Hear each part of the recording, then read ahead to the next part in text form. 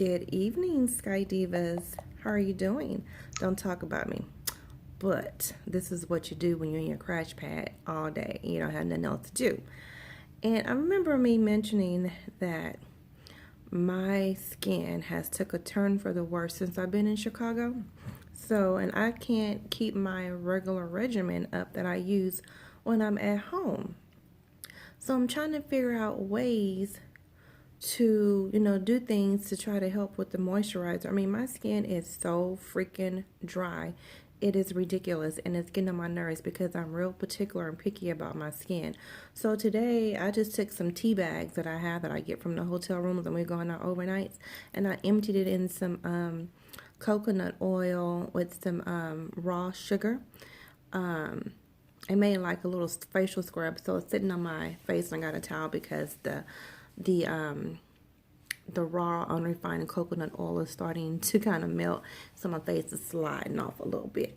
But I don't care about being on here and looking any kind of way, so long as when I take this off, this is my first time trying. I just made up the recipe. Chamomile tea is supposed to be good for you. It felt good putting it on when I was, scrubbing my skin. So we'll see what happened. But this video that I'm making is courtesy of two people who inboxed me today asking me a couple of questions. Thank you for Pretty Portia and Sandra. But just in case, because a lot of you are getting ready to go to training next month, so I wanted to go over some things about probationary period and your flight attendant schedule as a reserve. And I have mine. This is your little EFAT device that we get, right? This has all your manuals, your back office. Once you get to training, some of you may have like a little access to it now because you're sending in documents and everything. But then when you get to training day one, they'll give you this little device, and this is where all your announcements are in for all the different carriers, your flight attendant manual, all that stuff is here. And I just want to show you a schedule. So we're going to talk about flight attendant reserve schedule. So you kind of know in advance what your schedule is going to be a month in advance. When you finish your IOE, however, scheduling is going to do your schedule for you. Maybe definitely the first month, possibly the second month, because it just depends on when you graduate and everything. So, what happens is you'll bid for a reserve schedule, and that is your days off. And if you want AM reserve, which is 4 a.m. to 4 p.m., meaning scheduling crew support can call you at 4 a.m. in the morning, anytime between 4 a.m. and 4 p.m. for you to report to the airport. Normally, like when I first started and I was on reserve, I didn't have any trips in advance. I didn't know what I was going to be working. I just know that at 3:45 my alarm went off so that I would be up. My uniform was already pressed and hanging up just in case they called me at 4 p.m. 4 a.m. And then they would call until you have 2 hours to get to the airport. You will pull out your little device and go to your schedule, and then you'll see exactly where you're going. So then I would get dressed and go to the airport and go to the crew lounge, print my trip sheet. And then for me, I don't know all the airport codes, so then I would start, writing on my trip sheet where I'm going, what time zone is in, so that when I'm doing my announcements, whether I'm a forward flight attendant or an aft flight attendant, if I have to read the announcements, I would know by looking at my watch if I'm in Eastern time, what time it is, or Mountain time or Pacific time. So that's what I do. But like on the 10th of every month is when you bid. You have bidding is open, and I believe you have until like the 15th or the 17th to get your bids in, and then by you can start bidding for whatever you want for the next month. So if like on the 10th of December, I'll bid for January. So if I have some days off or whatever I want, then I would bid for those. If I want to stay on AM reserve, I'll bid for AM reserve. I'll be transferring to Dallas, so I don't know whether I'm going to have a line or not when I get to Dallas. It's kind of looking like right on the cuff, like it's a possibility. If I don't have a line, I may have a composite line, or I could have a full line. So I'm going to play around with my scheduling, and I'm going to bid for a reserve schedule, must have days off the first month and see what happens. I'm not going to too much bid for any trips or overnights and stuff like that until I know for sure what it is I'm going to have. But I'm off on the 31st, which is New Year's Eve, so I'm going to try to bid for the first, second, and third and fourth off to see how that works or whatever. So I'm going to pull up my schedule. So when you open your little eFAD, or even on your phone, because I can go to my phone and do it, but I'm recording on here so that I want to show you my schedule. So can you see? The light is in the way. So this is what my schedule looks like for this month. Everything in blue, like is what was right here, is what I've worked or what I'm working. Everything in green are my reserve days. Those are the days that I'm on a call. Let's see if I can blow this up. So today is the 4th. This is the 4th up in here. Let's see. So today is the 4th, and today was the first day of my reserve day. So I was on call 4 a.m. They didn't use me today. They did call me and tell me tomorrow that I have to sit ready reserve, which means I have to actually go to the airport and physically sit at the airport in the crew room from 5:30 a.m. to 1:30 p.m. And then they call me because ready reserve meaning you get called if, say, a flight attendant calls off or something happens and she can't report to duty and it's less than 2 hours for your call out time, then they'll use the reserves who are actually sitting at the airport. If she calls before her 2 hours, then they'll use someone who's sitting at home in their crash pad or at home or whatever. So I have to sit at the airport. And then here on the 6th, which is right here, that long line, I have a 4-day. So I was in a 6-day bucket, started here, which is today. Tomorrow I'm sitting ready at the airport, and then for 4 days I have a trip, and I'll be going to Nashville and LaGuardia, and then I'm off on the 10th. So I have 1 day off, the 10th, and then I'll start over again. Also on this is where you'll go to look at your crew pay, your open time to see if there's any trips available for you to pick up, if you're off. Like if you can see here, I have the 23rd to the 27th off. It's like this week right here. Well, I'm going home for Christmas, and I think I might even be going to Hawaii or the Virgin Islands with my kids. But if I want to, I have all those days off in a row. I can pick up trips, from Houston if I want to, because I'll be home. But as you can see in the green, it's all my working days. So it's like, when am I going to be able to pick up trips? So what I'm going to try to do next month, since Dallas is new, I don't know how it's going to work. I'm going to try to bid for more days off, and instead of being like in 6-day buckets, maybe try to be in like 3-day buckets. That way I have 4 days off, and that'll allow me to pick up trips to try to break guarantee more. Even though I've been working, they've been using me on all my days and stuff like that, and I've been breaking guarantee just by a little bit, but I want to really break. I need my coins to pick up. So if I have like 4 days off in a row, and then I work on reserve 3 days, I can actually pick up a 3-day trip, then have a whole day off, which is 24 hours that I need to start my reserve day. So that's what I'm going to try to do for January and see how that works. But that's how your schedule works. So you don't know really, like looking at this here, I know I was just at home. I had 3 days off, so I went home. I won't be able to go home again until the 22nd. Like I'm on reserve on the 22nd, but if they don't use me, I'm off by 4 p.m. so I can catch a flight home, and then I'm off the 23rd through the 27th. Well, I'm really off, even though I'm off on the 27th, it's a traveling day. That's the day I'll be coming back to Chicago. So I'm really off the 23rd, 24th, 25th, and 26th. So I'll come back on the 27th because, that's a couple days after Christmas. It may be, a high traveling day or what have you, but that's when I'll come back, is on the 27th. But if I get off early enough on the 22nd, it's like you really have a whole day. So we'll do that. And if we go to Hawaii or we go somewhere for Christmas, then I don't, my daughter's passport is not in yet. If it's in, but if it's not in, we'll go somewhere. Well, we can go to Hawaii without a passport. Then we'll leave on the 22nd. But we'll see what happens. Nothing is in stone, yet. But that is what a schedule is for a reserve. Now, if I was a line holder, I would be bidding for like overnights, like, oh, I want an overnight in LaGuardia. Oh, I want an overnight in Detroit. I want an overnight in LAX or whatever.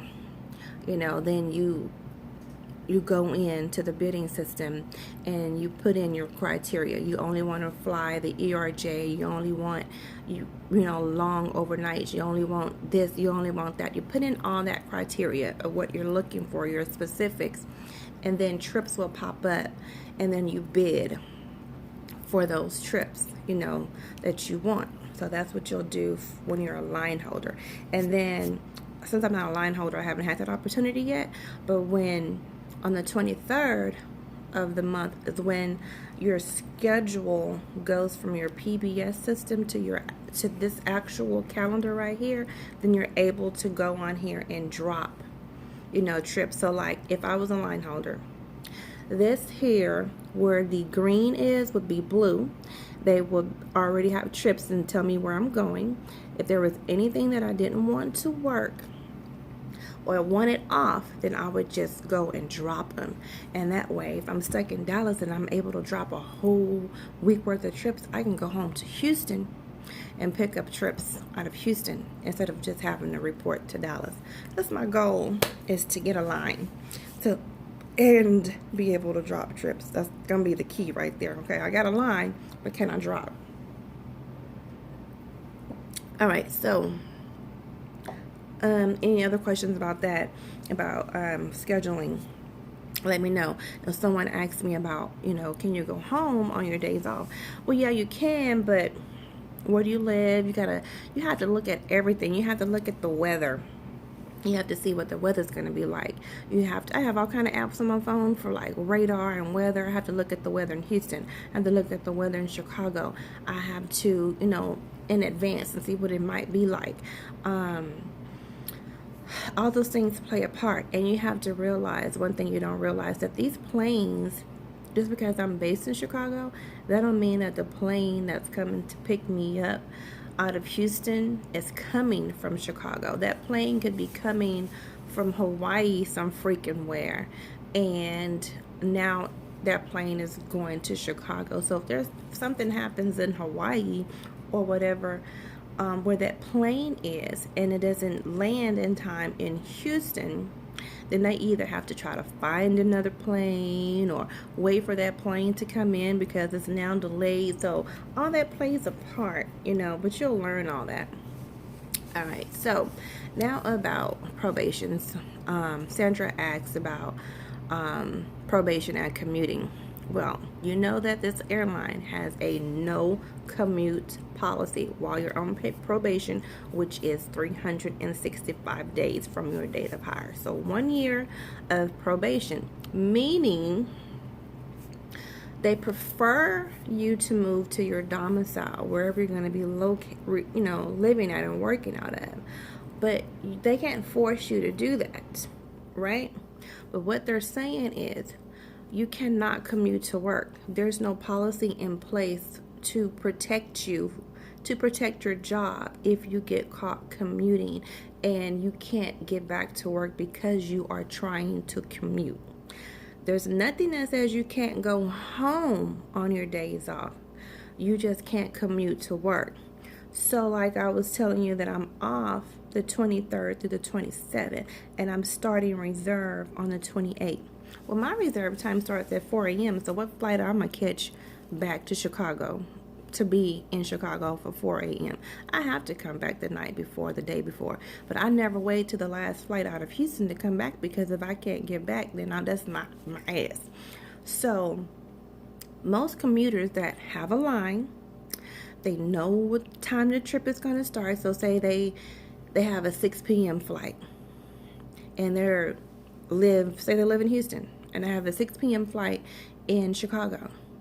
Well, I probably can risk getting up that morning and take that first flight out of Houston, or that second flight out of Houston to get me into Chicago at 4 p.m.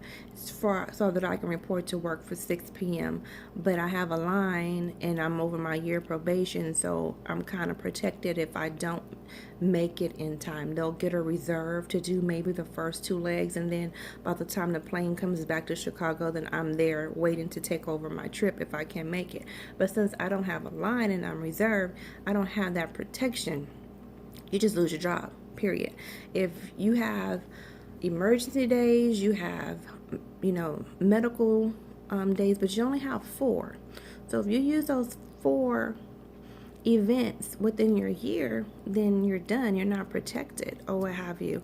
So I've had an injury, and I had to, use a doctor's note, and I got an excused and everything. But when they say you can't commute, that means you cannot go home and then try to come back to work on the same day and then miss your flight, your trip, because you were trying to get here. So you just have to be mindful of those things and just come back a day early or what have you. Or you're going to have to use an emergency day or something like that. If you're sick, of course, you go to the doctor and get a doctor's note. But if it's an emergency, you have, an emergency you can use. But you got a whole year. You don't have that many emergencies to use, so you can't make a habit out of it trying to go home. And it's going to be hard because you're going to miss your husbands, your boyfriends, your families, your kids, and all that stuff. And you're going to want to go home every chance you get. And with the reserve schedule being so unpredictable, and you don't know what time you're going to get off, you don't know if it's going to be some delays, and you're like, oh, I booked this 7 p.m. flight to go home. There was plenty of times I booked a flight to go home and couldn't make it because my flight was delayed, and I ended up having to stay in Chicago. So you're going to almost miss my daughter's birthday, and I miss my sons, because of those type of things, that happen. So just know that you don't have anything to protect you from missing a trip if you're trying to commute back and forth. Just know that you probably want a crash pad.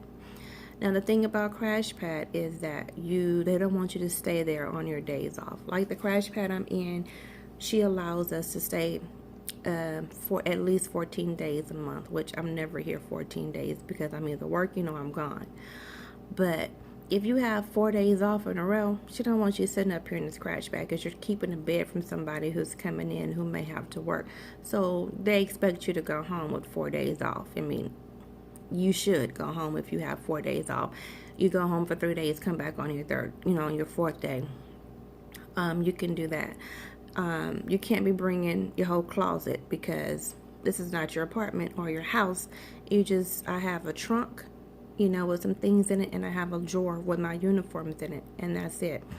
I'm usually in the same thing. I know y'all done seen this little black dress in most of my videos, is because this is my comfortable little house dress that I can walk downstairs in the lobby in. I can walk, around the crash pad in, and it's comfortable, and I can sleep in it, and I just don't have a lot of crap here. So you don't be coming in here packing 18 bags because you're not going to have nowhere to put your crap, and you're not moving here. If you're going to bring all that, you need to get an apartment and sign a lease. Crash pads are not meant for you to stay long term. It's a temporary thing. There are crash pads that have hot beds, which mean first come, first serve. You get it. When you leave, you take your sheets and stuff with you because somebody else might be needing that bed later. A cold bed is that's your bed. No one else is going to be sleeping in it. You can put your own comforter and sheets on it or whatever, and that's your bed. They cost a little bit more. Prices range from anywhere from $275 on up, depending on the type of crash pad it is and where it's located and what amenities they have to offer. So those are things that you really don't need to be looking into until you even find out what domicile you're going to get. We have, 20 domiciles here. So you can go anywhere. They're going to give you 20 choices. You're going to put an order from 1 to 20 of what your priority is. You may or may not get your first choice. You may get your last choice. You just never know. You won't know until almost the end of training. I didn't find out my domicile until after training, and I was at home like 3 weeks after. Everybody's different, so I can't say that's going to happen to you. Just be prepared, financially, have some money set to aside, have some crash pad ideas, join the crash pad groups on Facebook, and everything like that. I've already found me a crash pad in Dallas, although I have family and tons of friends that live there. I just don't feel comfortable with going to go stay with them, long periods of time. My year is up in April, so after that year I'll be on probation. I should have a line definitely by then, and then I'm going to commute. So I'm only going to plan on being in Dallas when I have to, if I can't drop a trip, or if I have late check-ins the day of, because I can drive. I can take the megabus, or whatever if I have to. I'm going to commute after April 11th, 2019. Your girl going to be off probation. Yeah, I'm going to be commuting from Houston. So I just need the crash pad for that short period of time. But I found me one, and it's I'm going to be able to have my car. I don't have my car here in Chicago, so I'm just pretty much stuck. So it's more convenient for me. But yeah, so your probation is 12 months. There's a no commuter policy. You can go home when you're off. Just be careful coming back, and just know that you have to be back to start your reserve shift or your trip shifts. I'm on reserve. They put a trip on my schedule in advance. So I already knew last week, I knew that I had this trip. Tomorrow when I go sit in the airport, that can all change, because if I'm sitting ready to reserve and someone calls in or calls out and I'm the only reserve that's available during that time period, they can call me and say, hey, we need you to go do this trip, and we're going to cancel your 4-day trip, and you're going to do that trip, and it can be, I'm good for technically 5 days tomorrow, so it could be a 5-day trip, it can be a 4-day trip, 3-day trip, 2-day trip, it can be just some turns. I just don't know. I have to go with my bags packed for as if I'm going on a 5-day, because you just never know what's going to happen. But I don't want them to take my 4-day, because I'm going back to Nashville and LaGuardia, and I have plans with my friends that live there, so I'm looking forward to it. But yeah, if you have any other questions, let me know. And if anybody on here is still Mary Kay, hit me up, because I need some time wise. But anyway, y'all, I will see you. Good luck in January, February, whenever you're going, or if you're attending any open house events, good luck with all that. Don't never give up. It took me years, to get in this position, and I swear, I don't care what anybody say, I'm biased. This is the best decision that I've made for me. I have never been so happy since I've been working since I was 19 years old, honestly. Yeah, the money sucks the first year and everything, but my mental and my emotional state has never been like this before. It is the best decision that I've made for me. I actually love my job, and I love getting up and going to work, and I have no complaints. I'm even going to get a pen, an extra pen to wear on my lapel, because I reached you get accolades from customers, and once you get so many, you go get a bronze, and I think you have a bronze. What comes next? Bronze, gold, silver, platinum, or something, whatever order it's in. I received the first pen, a bronze, so I'll be getting one of those soon. And I'm just overly, excited about this. And will I be flying in 10 years? Maybe part-time, because I have my sights set on the bigger picture. So I have to always elevate myself. So maybe recruiting, maybe a lead, and then eventually supervisor, manager, somewhere down the line. I have to learn the business first. I just can't, I'm not the type of person just want to jump into something just for a title. I have to actually learn it. I like to know what I'm talking about first before I'm put into something. But that's going to be my way of moving up and giving back. So wish me luck on my journey, and I can't wait to see you guys. Bye.